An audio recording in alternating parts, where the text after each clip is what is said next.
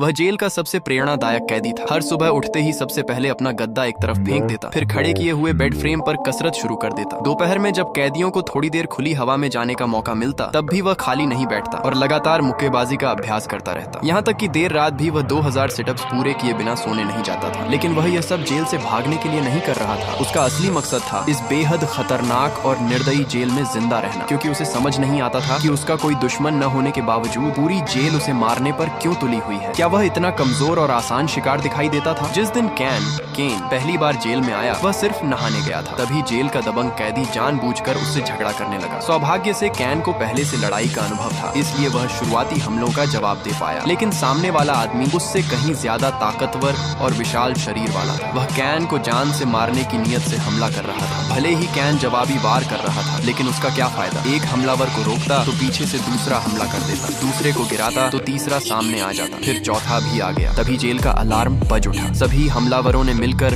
उसका सिर लोहे की रॉड पर इतनी जोर से दे मारा कि उसके 8 दांत टूट गए। पैसे न होने की वजह से डॉक्टर ने बस जैसे तैसे उसके मुंह में बेहद बदसूरत स्टील के नकली दांत लगा दिए। लेकिन उसकी मुसीबतें यहीं खत्म नहीं हुई। बैरक लौटते समय उस पर फिर हमला हुआ, जबकि उसने केवल आत्मरक्षा की थी। अदालत के जज ने मामले की असली वजह जानने की कोशिश तक नहीं की। उन्होंने यह नहीं देखा कि कई लोग मिलकर उसे मारने आए थे। उन्होंने सिर्फ इतना देखा कि आखिर में चोट किसने पहुंचाई। सारी गलती कैन के सिर मढ़ दी गई और उसकी सजा में 1 साल और जोड़ दिया गया। यह सुनकर कैन के भीतर गुस्से की आग भड़क उठी। उस दिन उसे एक कड़वा सच समझ आ गया। यहाँ कोई नियम नहीं था, कोई न्याय नहीं था, कोई नैतिकता नहीं थी। या तो तुम मारो या फिर मारे जाओ। अगर वह बिना नुकसान उठाए इस जेल से कभी बाहर निकलना चाहता था, तो उसे ऐसा इंसान बनना पड़ेगा जिसे शायद वह खुद भी पहचान न सके। दिन